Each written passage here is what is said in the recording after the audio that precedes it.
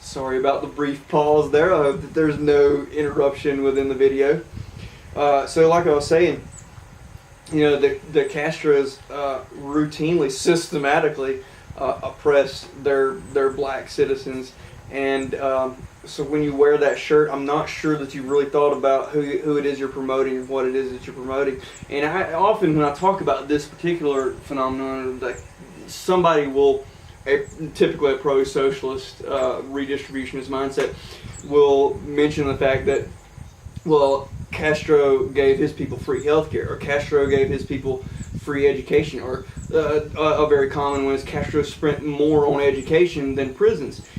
Well, there's a reason for that. A very simple reason. It's that a bullet is much cheaper than a jail cell, and the food and care that it requires financial expenditure for to keep a person as a prisoner in a jail cell. The Castro government didn't spend money on prisons because if you were a political enemy of the Castros, they put a bullet in you. It was cheap. That's why there's more money spent on education in Cuba than prisons. It's not a morality issue for the Castros. That's not correct, okay? So what I would offer in conclusion then is, at least for people of the social justice mindset, go and Google and look up and read some opinions from other members of the black community, okay? And I have a short list here and some brief things to say about each one of them. I mentioned Dr. Ben Carson earlier. I mean, for a man to come out of the slums of Detroit with a single mother working 2 jobs to become a gifted neurosurgeon and now holding a high and important political office, I think is a marvelous role model to look towards in the black community.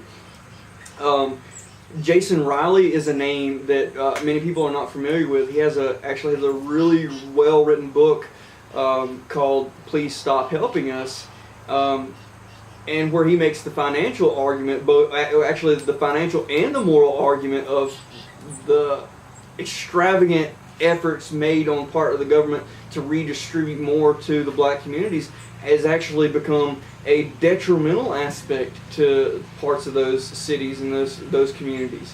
And he does an excellent job. I would highly recommend the book. Okay, Justice Clarence Thomas.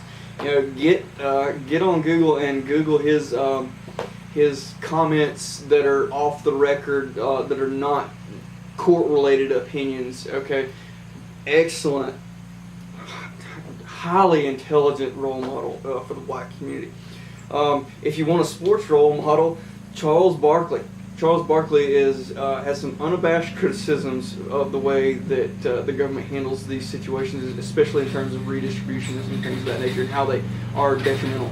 Okay, DeRoy Murdoch is another one, a very gifted writer, both policy analyst and moral analyst in terms of policies applied to the black community. Okay.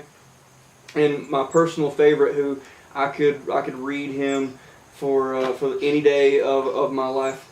Look up anything ever written by Mr. Thomas Sowell, and you will not regret it. A brilliant, brilliant mind, and he's also a black man that had the experience of living through the really bad times for the black communities in our country, and has been able to see those firsthand, and analyze them, and form opinions, and write really well cited and really well thought out pieces throughout his career. Anything that you get from him would be outstanding. And I just, in conclusion, like I said, I think the issue for me personally would be the face, the messenger, as opposed to the message.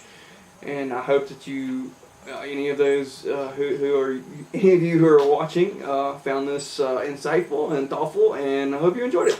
Thank you for your time.